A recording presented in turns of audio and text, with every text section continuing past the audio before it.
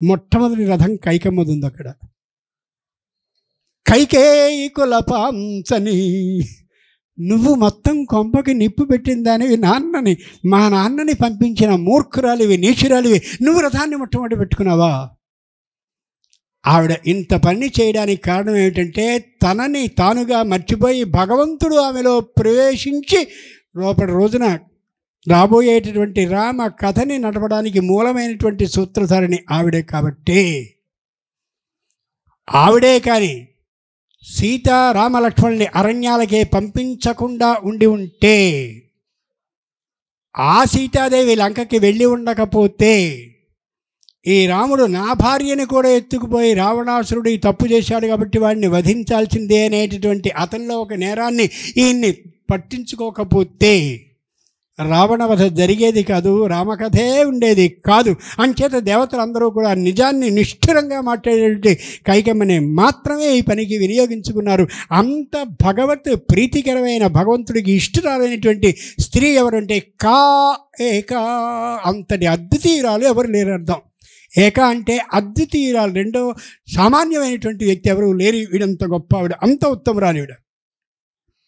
అలా మొట్టమొదటి రథం ఉండేసరికి ఆశ్చర్యపడ్డారు. దాన్ని బట్టేనే మనం అర్థం చేసుకోవచ్చు. వెంటనే రథాలన్నీ బయలుదేరాయి. అలా వెడుతుండగానే పెద్దదైన దుమ్ము చెలరేగిపోతోంది. ఆకాశం వరకు కూడా ఎర్రనైనటువంటి మట్టి అలా పైకి వెడుతూ ఉంటే లక్ష్మణస్వామి చూశాడు అక్కడ దూరంగా.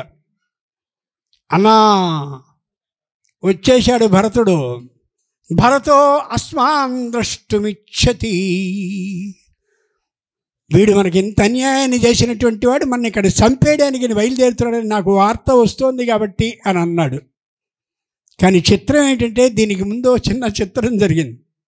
వశిష్ఠుడు స్వయంగా ఈ భరతస్వామికి ఏదైనా రాజ్యాన్ని చెయ్యాలేమో అనే ఆలోచన ఉందనే విధంలో పరీక్షని చేశాడు. అమోఘమైనటువంటి సింహాసనాన్ని ఏర్పాటు చేసి అటు ఇటు రెండో చక్కనైనటువంటి బంగారపు సింహాసనాన్ని పెట్టి ఈ భరతుడిని పిలిచి, భరతస్వామి, రాజైనటువంటి వాడు కూర్చోవలసినటువంటి సింహాసనం ఇది. రాజైనటువంటి వాడికి అమోఘమైన సన్మానాలు ఈ విధంగా చేస్తారు. ఇన్నిన్ని బంగారపు దండల్ని వేస్తారు, అదిగో గొడుగుని పెడతారు, శ్వేతఛత్రాన్ని వేస్తారు, వింజామరణి వేస్తారు, అటు ఇటు తూర్య మంగళ స్తోత్రాలని విధానమైనటువంటి చేస్తారు. ఎందరెందరో నీ కీర్తి ప్రతిష్టల్ని బూడుతారు. ఇంత అద్భుతంగా నువ్వు రాజు కాబోతున్నావు కాబట్టి ఇదిగో నీకు ఇక్కడ సింహాసనాన్ని ఏర్పాటు చేశాను అనగానే భరతస్వామి స్వయంగా చూసి వాలవ్యజనమాదాయ న్యషీదత్ సచివాసనే, అది రాముడు కూర్చునేటువంటి సింహాసనంగా భావించి దాంట్లో రాముడే లేకున్నా ఖాళీగా ఉన్న సింహాసనాన్ని చూపిస్తూ రాముడే ఉన్నాడు అని అనుకున్నట్టుగా భావించి వాలవ్యజనమాదాయ న్యషీదత్ సచివాసనే, ఆ పక్కన కూర్చుని అలా విసరడం ప్రారంభించాడు. ఆశ్చర్యపడ్డాడు వశిష్ఠుడు. ఎంత గొప్పవాడు రా భరతుడు, రాముడు అక్కడ లేకపోయినా రాముడే ఉన్నాడు అని అనుకుని ఎంత గొప్పగా చేస్తున్నాడు. అయిన తర్వాత మళ్ళీ అక్కడి నుంచి భరద్వాజ ఆశ్రమానికి తీసుకెళ్ళాడు. సమయం తక్కువ కాబట్టి దూకుతూ వెడుతున్నాను, రామచంద్రుడు మన్నించుగాక. వెంటనే భరద్వాజుడి ఆశ్రమానికి తీసుకువెళ్ళడానికి ముందు బ్రహ్మాండమైనటువంటి సభని చేసి, నీకు పంచభూతాలు అనుకూలిస్తాయి, పృథివీ అప్తేజో వావ్యాకాశాలు నీ మాటలో వశవర్తులై ఉంటాయి. కారణం రాజైనటువంటి వాడికి పంచభూతాల శక్తి ఉంటుంది, అష్టదిక్పాలకుల యొక్క అంశ ఉంటుంది. లేకపోతే నా విష్ణు పృథివీపతి చెయ్యి అని అక్కడ కూర్చోబెడితే, నీకు అమోఘమైన రాజ్యాన్ని నేను ఇద్దామని అనుకుంటున్నాను అంతమంది సభలో ప్రకటించగానే సబాష్పకలయా వాచా కలహంసస్వరో యువా, అబ్బాని విపరీతంగా దుఃఖించాడు. సబాష్పకలయా వాచా, కన్నీళ్ళు అలా వచ్చేస్తుంటే కంఠంలో ఉన్న దుఃఖంతో మాట పెగలినటువంటి భరతస్వామి కలహంసస్వర, చక్కగా మాట్లాడేటటువంటి భరతస్వామి యువా, ఇంకా చిన్నవాడు, కావలసినంతకాలం రాజ్యాన్ని చేయగలిగిన శక్తి ఉన్నటువంటి వాడు అయినప్పటికీ కూడా తంప్రచ్యువాచ, వెంటనే జగర్హే చ పురోహితం విలలాప సభా మధ్యే, రాజైన వాడు సభ మధ్యలో ఏడుస్తాడా? ఏడిచాడు ఆయన. ఏడ్చి జగర్హే చ పురోహితం, లోకంలో పురోహితుని ఎవరు నిందించనే కూడదు. ఆయన వల్ల నువ్వు ఇంత కార్యాన్ని చేసుకుంటూ దేవ ప్రతినిధిగా నువ్వు భావిస్తూ అతన్ని తిడతావా? సరికాదు. జగర్హే చ పురోహితం ఛీ అన్నాడు నిండు సభలో. కానీ వశిష్ఠుడు దానికి ఏం వ్యతిరేకం అనుకోవాలి. ఎంచేతంటే తాను చేస్తున్న పనిది కావాలని చేసేది కాదు, జరుగుతుంది కాబట్టి. రెండవసారి కూడా స్వయంగా భరతుడు నెగ్గగలిగాడు పరీక్షలో. ఎక్కడైనా ఇత్తడి బిందెని కొనుక్కుందామంటే 10 మందిని ప్రత్యేకంగా అడగరు, బాగుంటుందా ఇత్తడి బిందె అది ఇది అని. బంగారం అయినట్టయితే అందరినీ అడుగుతాం. అంతేకాదు, కొన్నటువంటి బంగారాన్ని నగ గీసి గీసి గీసి 5-6 చేత పరీక్షింపజేసుకుని నిజమైన బంగారమా కాదా చూసుకుంటాం.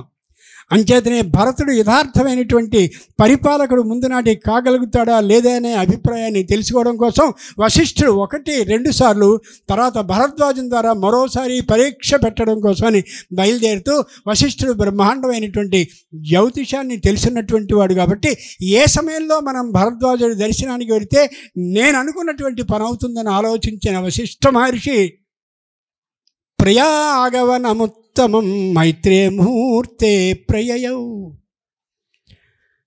ప్రతి 24 నిమిషాలని ప్రత్యేకమైనటువంటిదిగా లెక్క వేస్తారు.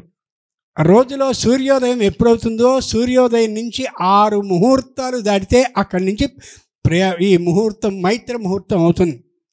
అలా ప్రయాణంగానే మనం చేసినట్టయితే అనుకున్న ప్రయాణం సఫలం అయి తీరుతుంది. ఈవేళ సూర్యోదయం 6:51 ఈ రోజున.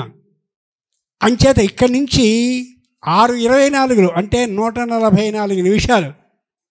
జాగ్రత్తగా ఆలోచిస్తే 2 గంటల 24 నిమిషాలు 144 అంటే 6:51కి 2:24 కలుపుకోండి. అక్కడి నుంచి 48 నిమిషాల పాటు అమోఘమైన కాలము అన్నమాట. మైత్రే ముహూర్తే ప్రయాగవనముత్తమం. ఇప్పుడు పెడదామన్నాడు. ఎందుకని? వశిష్ఠుడు తాను లోపల ఏది అనుకుంటున్నాడో అది ఖచ్చితంగా అమలు జరపడానికి.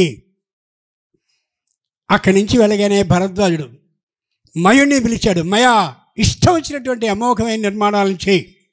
మొత్తం ఉండే అప్సరకాంత అందరి చేతను బ్రహ్మాండమైన నృత్యాలను చేయించు. లోకంలో ఎక్కడెక్కడ అమోఘమైన వీణల్ని వాయించగలిగిన వాళ్ళు ఉన్నారో వాళ్ళతో వైణిక వాద్యాలని చేయించు. ఇంకా చేయవలసిన అన్ని ఏర్పాట్లను చేసి రాజు అయినటువంటి వాడు ఏ లాంఛనాలు పొందుతూ ఉంటాడో అన్నీ రమణీయంగా చేయించు. అందరికీ విడుదల ఏర్పాటు చేయించు. ఏ ఒక్క లేటు లేకుండా ఉండేలా నువ్వు చేయి. అన్ని ఆజ్ఞాపనలు చేశాడు. అన్ని ఆజ్ఞాపనల్ని చేస్తే ఈ మహానుభావుడైనటువంటి భరతుడిని తీసుకొస్తే అభిషేక నిచం పాండం కృత్వా సర్వం ప్రదక్షిణం. ఏ పట్టాభిషేకానికి కావలసినటువంటి అన్ని చక్కనైనటువంటి కుండలు, అలాగే అమోఘమైనటువంటి మణులు, కిరీటాలు, రత్నాలు, ఆభరణాలు అన్నీ ఏవైతే ఉంటాయో ఆ వస్తుద్రవ్యాలు అన్నిటికీ ప్రదక్షిణం చేసి నమస్కారం అన్నాడు. సామాన్యుడు కాడు భరతుడు. ఎన్ని పరీక్షలు చేస్తే అన్ని పరీక్షల్లోనూ నెగ్గాడు. రాముడు ఎంత గొప్పవాడో, రామోద్విర్నాభిభాషతే, ఇంకో మాట మార్చడో భరత స్వామికి ఆ లక్షణాలు వచ్చాయి. బాగా గుర్తుంచుకోండి.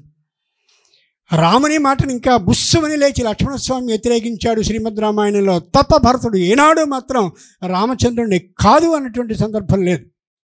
బయలుదేరాడు. ఇక్కడి నుంచి వెడుతూ ఉంటే అయితే సరే మనం ఇక్కడి నుంచి చిత్రకూటానికి వెడదామన్నాడు. బాగా గుర్తుంచుకోండి, శ్రీమద్ రామాయణం కథ కాదు. శ్రీమద్ రామాయణం మన శరీరంలో దర్శించుకోవలసింది. మనం గంగని దాటదాం. పెద్దదైనటువంటి గంగా నది అడ్డుగా ఉంది అనగానే చాలామంది నావైస్తేరుశ్చ బాహువి ప్లవైస్తేరుస్తథాపరే అన్యే కుంభఘటైస్తేరురన్యే తేరుశ్చ బాహుభి. గంగానదిని ఎలా దాటాలి అనే ఆలోచన వచ్చింది. దాటితే తప్ప చిత్రకూటం రాదు. అంచేత వాళ్ళందరినీ చూశాడు. ఎలా వస్తారు మీరు? మేము వస్తాంగా, రామదర్శనం మా అందరికీ ఇష్టం, ఖచ్చితంగా మేము వస్తామన్నారు వాళ్ళు అని. నావైస్తేరుహుశ్చాన్యే, కొంతమంది నావల మీద, కొంతమంది తెప్పల మీద, కొంతమంది ఏనుగుల మీద, కొంతమంది అన్యేతేరుశ్చ బాహువి చేతులతో ఈదుకుంటూ, కొంతమంది కుండలని బోర్లించుకుని కుండ మీద బొజ్జ పెట్టుకుని ఇలా ఇలా ఈదుకుంటూ, ఎవరికి తోచిన విధానం ప్రకారం వాళ్ళందరూ రామదర్శనానికి బయలుదేరాడు. ఇది కథ కాదు, అంతరార్థం ఉంటుంది. శ్రీమద్ రామాయణ భారత భాగం చాలా జాగ్రత్తగా ఆలోచించి తెలుసుకుంటాడు. అలా తెలుసుకున్నటువంటి రోజున సనాతన ధర్మం నిలవదు. అంతటి పరిస్థితి ఉందంచేది మీరందరూ వినవలసింది. ఖచ్చితంగా పాటింప చేయడానికి, ఎవరైనా హిందూ ధర్మానికి వ్యతిరేకంగా మాట్లాడితే నోరు మోయించడానికి తప్ప విని ఊరుకోవడానికి కాదు. ఈవేళ మనం చూస్తున్నాం ఎంత నీచమైనటువంటి పరిస్థితిలో మనం ఉన్నామో, ఇంకా దిగజారిపోతున్నామో. ఇక్కడ చిత్రం, అక్కడుండే వేద పండితులు వాళ్ళు మంత్రాలు చదువుతారు, వాళ్ళకి పుణ్యం వస్తుంది.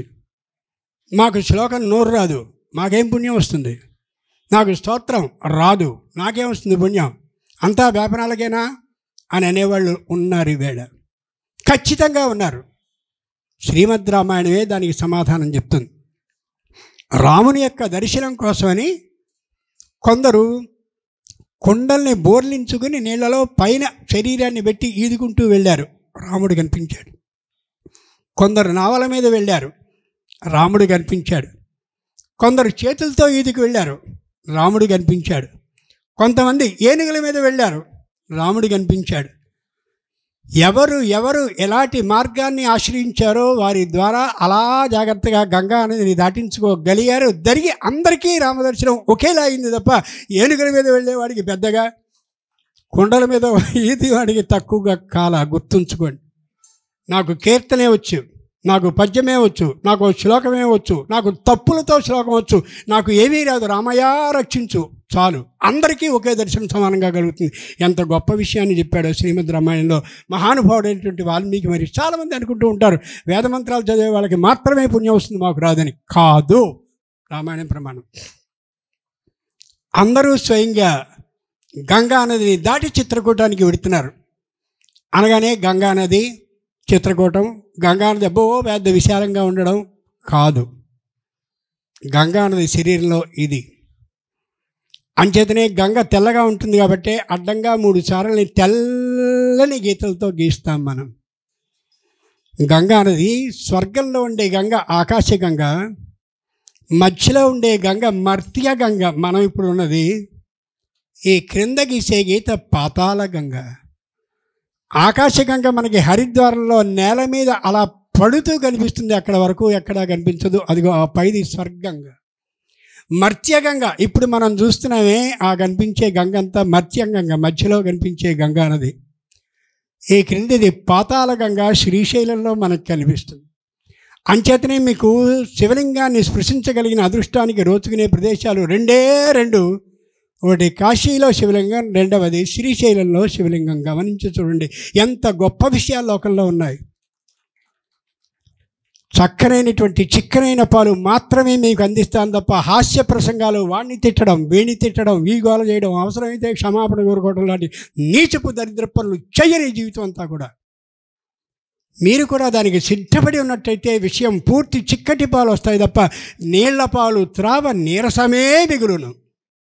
ఆదరించేది మీరు, తప్పు మీది తప్ప వాళ్ళది కాదు. ఆలోచించి చూడండి. ఇలా ఉండేటటువంటి గంగా నదిని దాటి చిత్రకూటానికి వెళుతున్నారు వీళ్ళు. దాని పేరు గమనించండి, చిత్రకూటం. చిత్రకూటం అన్నప్పుడు తాకి క్రావిడ వస్తుంది, అది కాదు. తకార ద్వయ రకారం కలిపితే చిత్ర. ఈ భాష చెప్తే ఎవరికి అర్థమైంది వేళ. చిత్రకూటం. మనం శబ్దస్పర్శ రూపరస గంధారణ 5 ఉంటాయి. త్వక్ చక్షు శ్రోత్ర జిహ్వాగ్రహాల్లో 5 ఉంటాయి. త్వక్ శరీరానికి ఏదైనా స్పర్శ తగిలితే ఎంత బాగుంది ఈ స్పర్శ అనుకుంటాం. ఈ స్పర్శ జ్ఞానం ఇక్కడ గుర్తుంచుకోబడుతుంది. చక్షు కళ్ళకు మంచి సుందరమైన రూపం భగవంతుడిది కనిపించింది, అబ్బాయి ఎంత బాగున్నాడు, ఇక్కడ ఉంటుంది. శ్రోత్రు ఎంత గొప్పగా గోవిందా అని అంటున్నారు వాళ్ళు, ఎంత బాగుంది, ఎంత నామ సంకీర్తన జరుగుతోంది. ఈ వినికిడి శక్తి ఏదైతే ఉందో అది ఇక్కడ నిక్షిప్తం చేయబడుతుంది. జిహ్వా అద్భుతంగా నేను భజన చేశాను, చాలా అద్భుతంగా నా నోరు పలికింది, అదిగో ఆ ధ్వని జ్ఞానం ఇక్కడ. అదేవిధంగా త్వచక్షు శ్రోత్ర జిహ్వా ఘ్రాణం, బ్రహ్మాండమైన సువాసనని పిలుస్తాం. ఆ దేవుడి దగ్గర వేశారు సువాసన, ఎంత గొప్పగా ఉందో అంటామే, అది కూడా ఇక్కడే. ఎందరో స్త్రీజనం ఇక్కడ ఉన్నారు, వాళ్ళందరూ కూడా పోపులో పెట్టి అని పెట్టుకుంటారు. పోపుల పెట్టెలో తలో విధంగా ఉంటుంది, అన్నీ ఒకే పెట్టెలో ఉంటాయి, అన్నీ కలపరు. ఇక్కడ ఏదైతే శరీరానికి సంబంధించిన స్పర్శ జ్ఞానం ఉందో, ఏదైతే కళ్ళకి చూసినటువంటి దర్శన జ్ఞానం, మంచి రూపదర్శన జ్ఞానం ఉందో, అలాగే స్వచ్ఛంగా చక్కనైనటువంటి సువాసనని గ్రహించిన వాసన జ్ఞానం ఉందో, మంచి రుచి జ్ఞానం ఉందో, ఈ 5 ఏవైతే ఉన్నాయో ఈ 5 వేరు అయినా అన్నీ చిత్రముగా కూటమైనటువంటి ప్రదేశం ఏదో అది చిత్రకూటం. ఎంత దూరంలో ఉంది? అబ్బే 10 అడుగుల దూరంలో ఉంది. 10 అడుగులు. ఇదిగో ఇక్కడి నుంచి 1, 2, 3, 4, 5, 6. చిన్నప్పుడు మన అమ్మ ఏం చేసేది, ఒరే నీకు ఎన్నేడో తెలిసినా? తెలియదమ్మా, ఇలా చేయబెట్టు అని చెప్తూ మామూలుగా ఈ మణిగట్టు దగ్గర నుంచి ఇలా పెట్టి నీకు 7 ఏళ్ళు తెలుసా అనేది. ఈ బొటన వేలిని అడ్డంగా పెట్టి లెక్క వేసే విధానాన్ని వాళ్ళు చెప్పేవారు. ఈవేళ అలాంటి తల్లిదండ్రులు లేనే లేరు. 77 సంవత్సరాలను నేను పెడితే హాయ్ అని పిలిచే వెధవలు తయారవుతున్నారు దేశంలో. తల్లిదండ్రులకి సిగ్గులు బుద్ధులు లేవు. వాళ్ళు గాడిదలైతే వీళ్ళు అడ్డగాడిదలు అవుతారు. తాతని పిలవాల్సిన తీరేదా? ఆలోచించి చూడండి. చాలా అసహ్యంగా ఉంటుంది. ఏమిటి పద్ధతి ఇలా తయారైపోతుంది అని అనిపిస్తుంది. అంచేది ఇది గంగా నది, చిత్రకూటం. ఇక్కడ భగవంతుడు ఉంటాడనే యథార్థాన్ని మొట్టమొదటి లోకానికి తెలియజేసింది శ్రీమద్ రామాయణం మాత్రమే. మనకి మొన్న 3,00,00,000 దర్శనం అయింది. 3,00,00,000, 3 కోట్లు. కోటి అంటే చివర అని అర్థం. వెన్నెముక చివరి నుంచి పైకి కనిపించకుండా సన్ననైనటువంటి వెలుగుతూ ఉండే ఒక నాడి ప్రవేశించి పెడుతుంది, అది సుషుమ్నా నాడి. ఈ కుడిముఖ రంధ్రం పింగళ, ఈ ఎడముఖ రంధ్రం ఈడ, ఈ 2 ఏటవాలుగా వెడుతూ ఉంటే సుషుమ్నా నాడి ఇక్కడ కలుస్తూ ఉంటే ఈ 3 కలిసి ఇక్కడికి వెడితే అది 3,00,00,000 అవుతుంది. 3,00,00,000 దర్శనం అక్కడ జరుగుతుంది కాబట్టి వెళదాం మనం వేళ ఉత్తర ద్వార దర్శనం అమాంతంగా పరిగెత్తుదాం అని చెప్పి నెట్టు జరగవు పో సిగ్గులేదా అని వాళ్ళందరూ అంటుంటే అనుకోవాల్సిన అవసరం లేదు. మనం ఇంట్లో కూర్చుని చక్కగా ఉత్తర ద్వార దర్శనాన్ని చేసుకోగలం. శరీరానికి ఉత్తర భాగం ఇది, శరీరానికి తూర్పు ఇది, శరీరానికి దక్షిణం. ఈ తూర్పుకి కుడివైపు ఉంటుంది కాబట్టి పాదాల కింద దక్షిణ భాగం. ఇక్కడి నుంచి వెనక్కి వస్తే వీపు ఏదైతే ఉందో అది పశ్చిమ భాగం. అంచేతనే వెన్ను చూపాడు అని అంటారు. పశ్చిమానికి వెళ్ళడం అంటే ఓడిపోవడం లెక్క. దానికి కుడివైపు ఉండే ఉత్తర భాగం ఏదైతే ఉందో ఇది ఉత్తరం. ఉత్తరం గట్టిగా ఉంటుంది, ఎత్తుగా ఉంటుంది. ఈ ఉత్తరం గొప్పది కాబట్టే ఈ బొజ్జని 2గా చేసినటువంటి ప్రాచీనులు ఇక్కడి నుండి క్రిందికి ఉండే భాగం అంతా దక్షిణమని, ఇక్కడి నుండి పైకి ఉండే భాగం అంతా ఉత్తరమని చెప్పి ఈ ఉత్తరం అనే ప్రదేశంలో ద్వి అర 2 అరలు ఉన్నటువంటిది ఒకటి ఉంది. ద్వే అరే ఏష్య తత్ద్వారం 2 అరలు ఉన్నాయి. ఆ అరల్లో భగవంతుడు ఉన్నాడని దర్శించవయ్యా, నీకు అమోఘమైన పుణ్యం కలుగుతుందని ఉత్తర ద్వి అర దర్శనాన్ని చేశారు. అక్కడికే వెళ్ళి ఆ వరుసలో నిలబడి నానా తిట్లు తిట్టించుకుని అనుకోవాల్సినటువంటి ఒక్క స్తోత్రాన్ని, మంత్రాన్ని, శ్లోకాన్ని అనుకోకుండా అంతమందిలో నెట్టుకుంటూ వెళ్ళాల్సిన అవసరం లేనే లేదు. అంచేత వెళ్ళిన వాళ్ళందరూ ఉత్తర ద్వార దర్శనం దగ్గరికి వెళ్ళి చిత్రకూటంలో ఉండే ఉత్తర ద్వారాన్ని తెరిచి రామచంద్రుని చూద్దాం అని అనుకుంటూ ఉన్నటువంటి సందర్భంలో లక్ష్మణస్వామి ఒక్కసారి చూశాడు. అన్నా